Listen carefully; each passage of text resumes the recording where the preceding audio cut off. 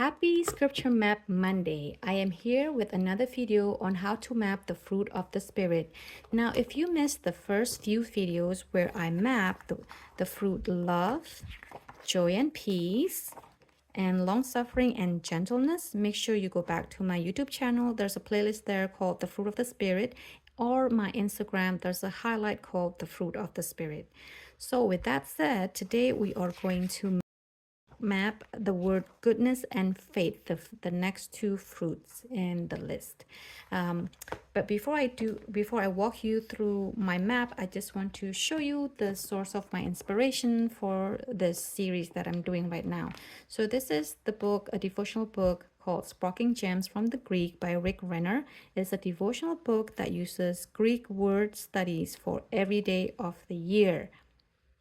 The author uses a Greek word or two or even more from a Bible verse and explain the definition to deepen your understanding of that Bible verse and then apply it spiritually. Now, I just want to make a disclaimer that I do not approve everything he says here. I do not promote everything he says here. I think there are some things that could be applied a little bit better. But I use this only for my scripture mapping resource. He has a good foundation where you can get definition for Greek words, and then you do not want to rely on this source by itself. You use other, I personally use other resources as well. So I don't use this as my only resource. So I just want to get that out of the way. So for today's map, it comes from the entry for July 26 on the word goodness and faith. He starts out with an intro and then a section on goodness and then another section on faith, and then he ends with a prayer, confession, and then questions. So let's jump into my map. So one of the first things that I did, or what I usually do, is usually just set up my map. So I would do things that doesn't require a lot of thinking. So I will set up the scripture reference here. I will write out the Bible verse here. And then the next thing I want to do is really to look for the Greek definition for the word I'm working on. So in this case, I'm going to work on the word goodness. So for that, I go to, once again, the Sparking Gem devotional book. I read this, and then I'm trying to gain the information I'm looking for is really the Greek word definition. And after I'm done with here, I don't just stop here. I compare what Rick Renner writes in this book with other resource. And the next thing that I usually grab, and you probably already guessed by now if you have been watching my video, is I go to Blue Letter Bible. So I go to Galatians 5 verse 22, and I have King James Version on this side and ESV on this side. For the Greek word definition, I just tap on the verse and then I go into interlinear, and then I go to the Strong's number for the word I'm working on, and in this case is goodness. So it's G19. So I tap on G19 and I get the Strong's definition.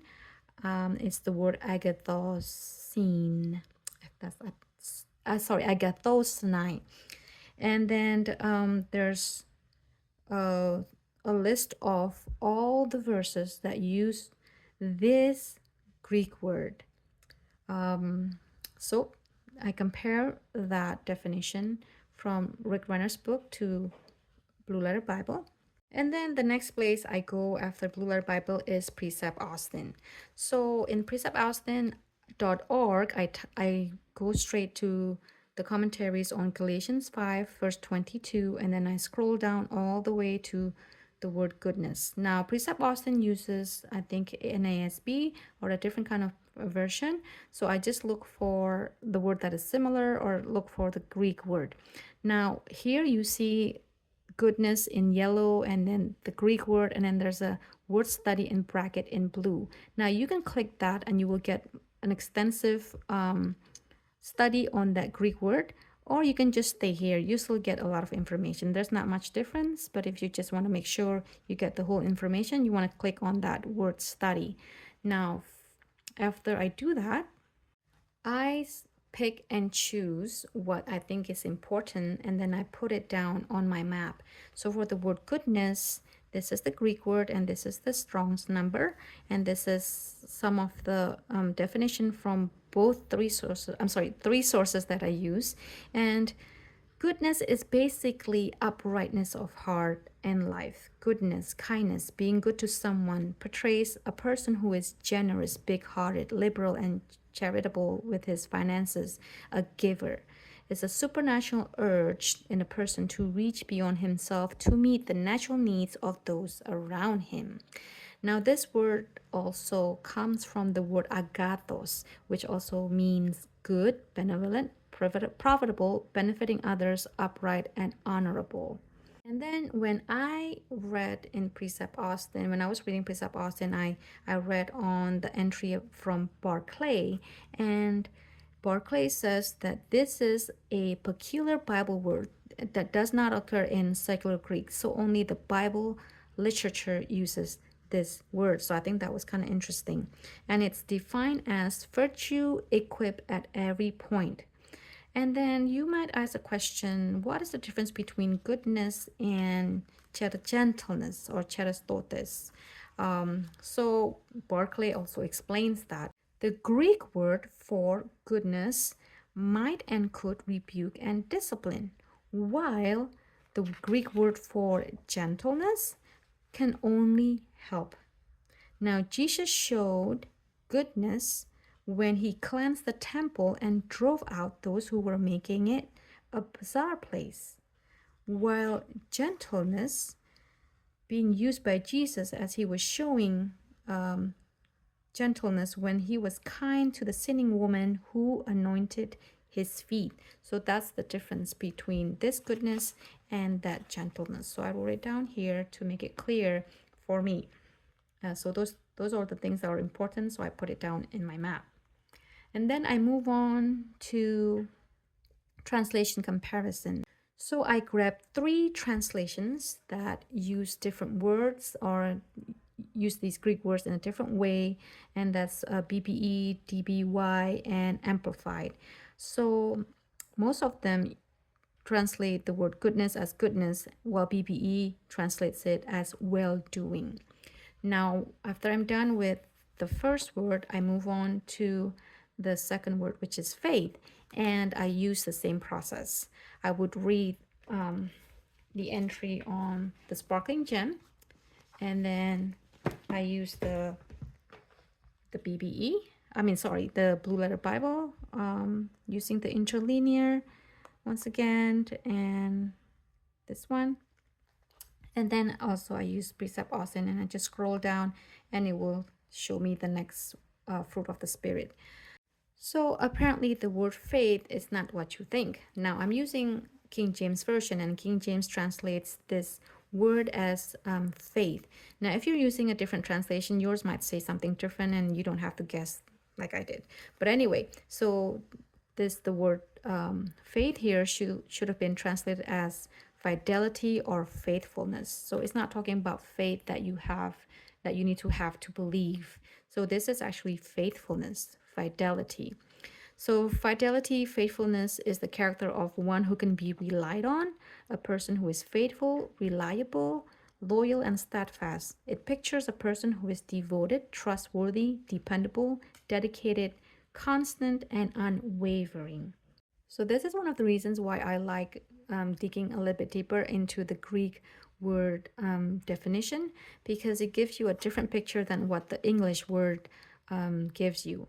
Now, if you're using a different translation, now this might not be an issue for you, but in the 3 Bible versions that I use for translation comparison, BBE translates it as faith, while DBY translates it as fidelity, and Amplified as faithfulness. And in secular Greek, this word is used to translate or to mean trustworthiness. And then I went to Webster 1828 Dictionary to find out what faithfulness means. And it means fidelity, loyalty, firm adherence to allegiance and duty, truth, veracity, adherence to injunctions and to duties of a station, strict performance of promises, vows, or covenants, constancy in affection, which I think most of these are and can be applied to the Christian life. We need to be loyal. We need to adhere firmly to our allegiance to God, and we need to be truthful in what we say and what we do. And also, we need to have a strict performance of promises, vows. When we become a Christian, we vow to be a Christian. We vow to do Christian things such as Bible study, prayer, worshiping Him at church, those basic things. And also, we need to have constancy in affection. Our affection to God needs to be constant. And these type of things you don't really get if you don't dig deeper with scripture mapping. If you just read this verse in the Bible and stop there, you may not get all of these. I mean, the Holy Spirit can inspire you, but when you dig deeper, the Holy Spirit can help you to bring precious gems out from a Bible verse, from a word, just a word. Now, to finish this off, I went to do context, and since I've done a chapter context and a book context for the fruit for Galatians 5, so I just went ahead, copied this from my previous map, and that's okay. Unless you have a different idea on what to put here, you can just change the title, cross it out, and just do more interesting things. But I didn't go that far. To do a book context, you can just Google, or sometimes some Bibles have a book context at the beginning of each book in the Bible. So you can refer to your Bible or just Google it. What I do is I just Google these things. So I would type in Galatians book context, and it will give me some references. Now, and then I move on to do cross references. And for the cross references, I do one on each. And for that, I usually go to Blue Letter Bible. So I go here and I tap on the first, and then I go to cross references. Now for this one, it has the word goodness and it has the word faith, so which is good. So I just tap here and it will bring me down to goodness. So for goodness, it only has one verse, and that's what I wrote down, I believe, Romans 5:15 verse 14.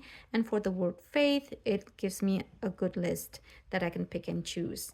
So for the word goodness, Romans 15 verse 14, and it says, and I myself also am persuaded of you, my brethren, that ye also are full of goodness, filled with all knowledge, able also to admonish one another. And for the word faithfulness, or the word faith, I chose Titus 2 verse 10, not prolonging but showing all good fidelity, that they may adorn the doctrine of God our Savior in all things. Now you can add more than one verse if you want, or you can just stay with one verse for each word that you're mapping. So that's the simplest way I can walk you through and show you how I map the word goodness and faith. And I hope that was a helpful thing for you and a blessing for you. So if you have any questions, let me know in the comment below, or I'll put a box here somewhere for Instagram. And also, if you missed the other ones, make sure you go back and check those out. And so, yep, this is my map on the word of goodness and faith. And if you, I hope that was a blessing. And so have a good day, and make sure you join me for the next Scripture Map Monday next time. Have a good day.